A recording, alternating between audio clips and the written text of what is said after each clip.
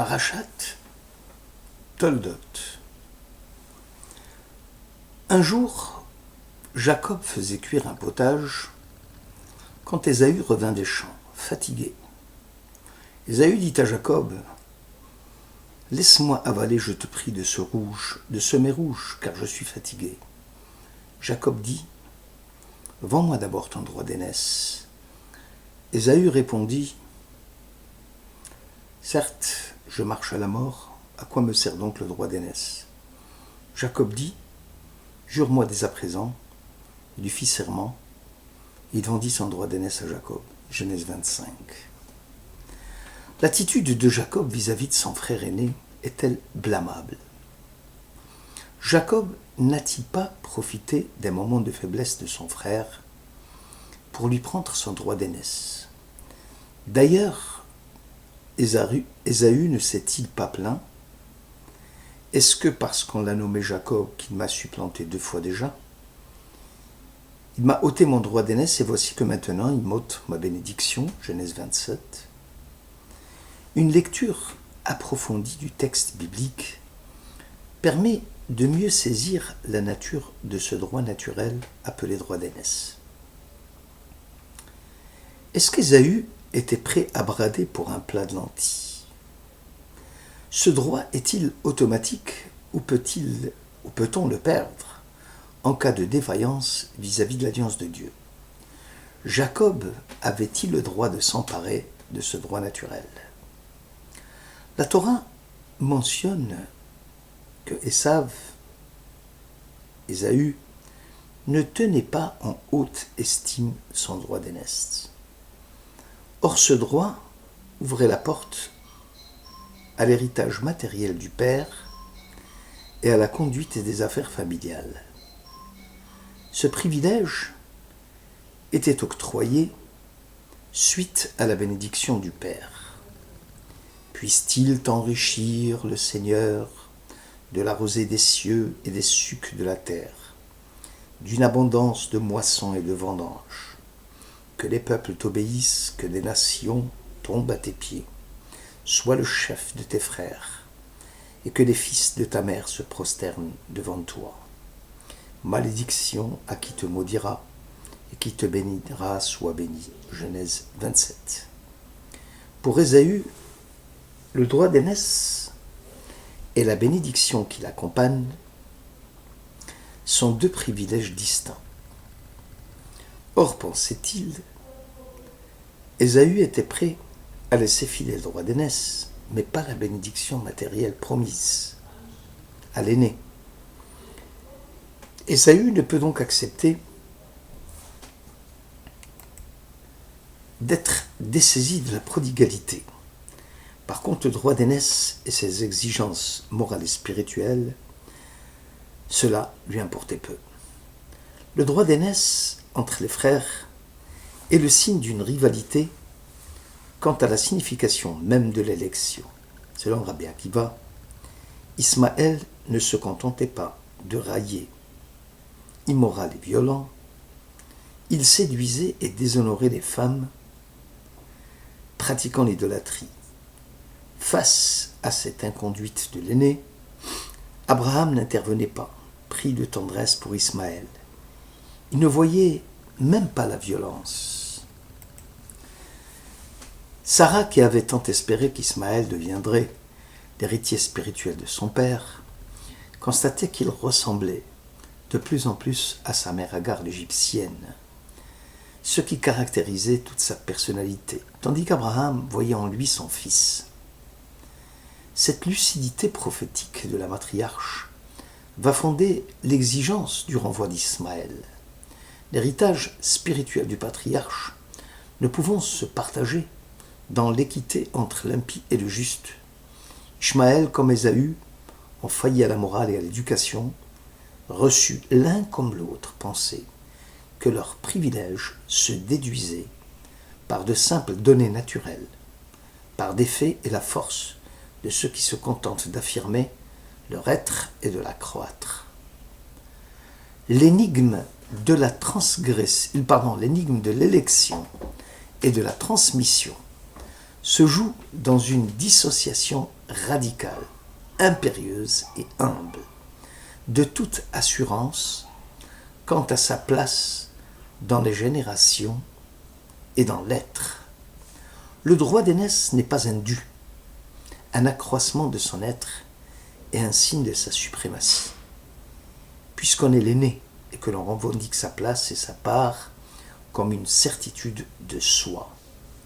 Or, justement, le droit d'aînesse, c'est d'abord l'effacement de l'orgueil et de l'affirmation de soi pour faire place à l'autre que soi, à la pensée, de la générosité et non de la propriété. L'élection du second fils, la défense de sa cause, face à la certitude de soi de l'aîné, avec toujours la présence des mères qui jouent un rôle crucial. Elle est souvent fréquente dans la Bible. Les mères tissent, par le geste même, qui assure le cadet de la prédilection, les mailles essentielles de l'histoire de tout notre peuple.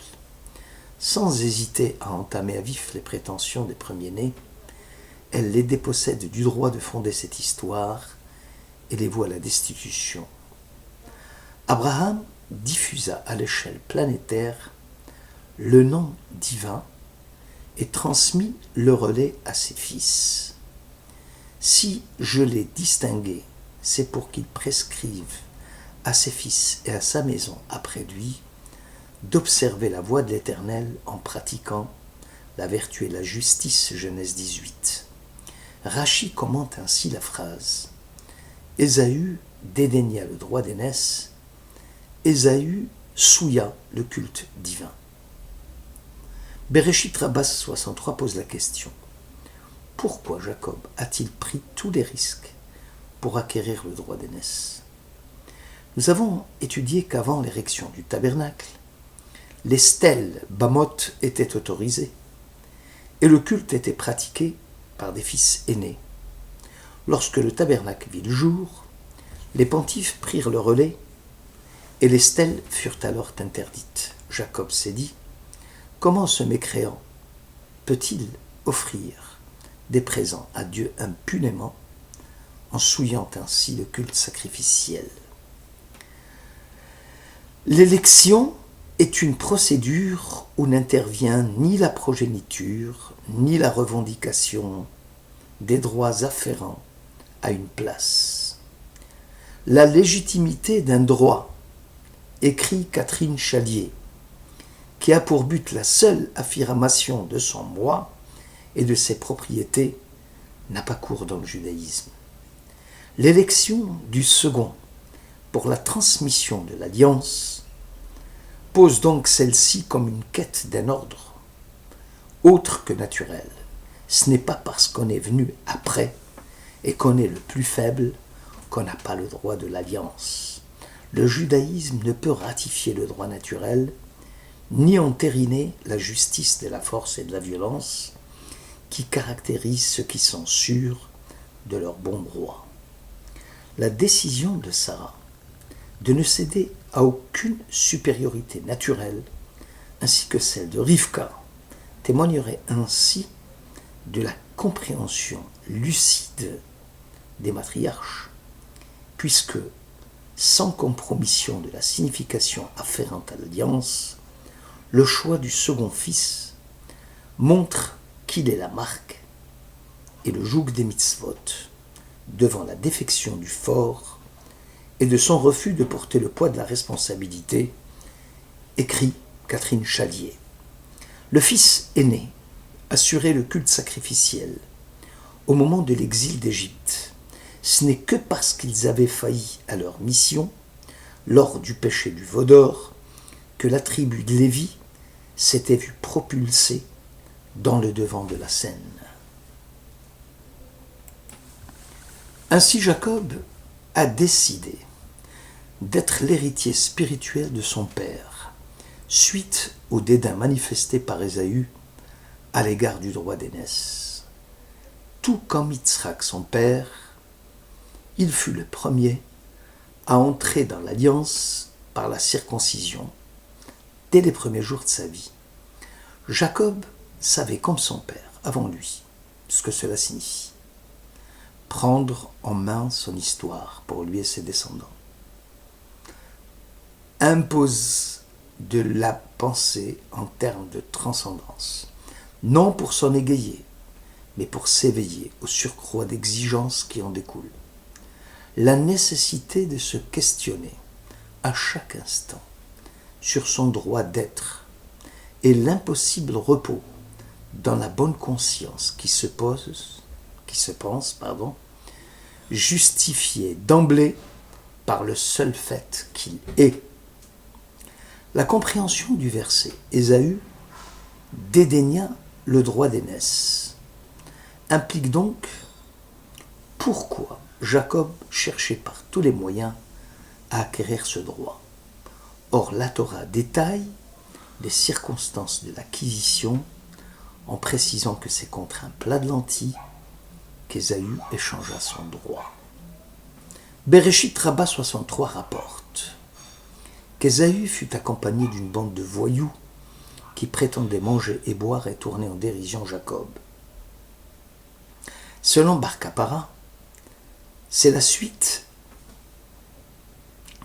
suite des railleries de ces méchants que Dieu décida de donner le droit d'aînesse à Jacob. Selon Rabbi Lévi, le mépris manifesté par Ésaü concernait essentiellement la résurrection des morts. Le sentier de la rectitude écrit à propos de la raillerie. Le divertissement et la légèreté entraînent l'homme à l'impudicité.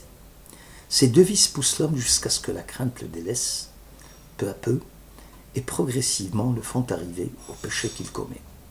Et tout cela parce que le cœur s'est écarté des pensées divines et objectives. Par la puissance de ces railleries, l'homme s'arrache à son zèle spirituel, à l'éveil de sa conscience et à ses accomplissements. Rebecca, comme Sarah, va écarter Ésaü, lui qui partise avec la facilité, de la force, de la séduction et de l'orgueil. Rebecca ancre l'histoire biblique à l'irréductibilité d'un partage entre les deux fils. La tentation de la matriarche était de combattre l'identification de l'élection à un surplus de droit, à une sûreté de soi, à une obstination à dominer, comme si la clairvoyance de Rebecca avait à charge de veiller sur la non-compromission d'une vocation à l'autre.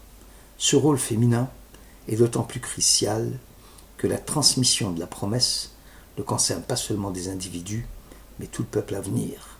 Lorsque Rebecca décide que Jacob doit supplanter son frère, c'est aussi tous ses descendants qu'elle choisit. Elle s'oppose par là même comme la mère de deux peuples et assume cette prédiction en orientant le sens. Yitzhak crédite à Jacob de l'héritage d'Abraham et voua à Ésaü au règne de l'épée et à la guerre. Aussi le rôle prépondérant de la matriarche se situe aux charnières même de l'histoire sainte. Sans elle, non seulement Ésaü aurait triomphé de son frère, mais le monde aurait été privé de la bénédiction, de la possibilité d'une histoire fondée sur l'inspiration par le bien. Possibilité que Jacob incarnait. Aussi, cette élection de Jacob n'est pas une destitution de son frère, mais une vocation qui place le bien plus haut que la naturalité et en juger de celle-ci. Voilà ce qu'écrivait Catherine Chalier dans Les Matriarches. Bonne écoute.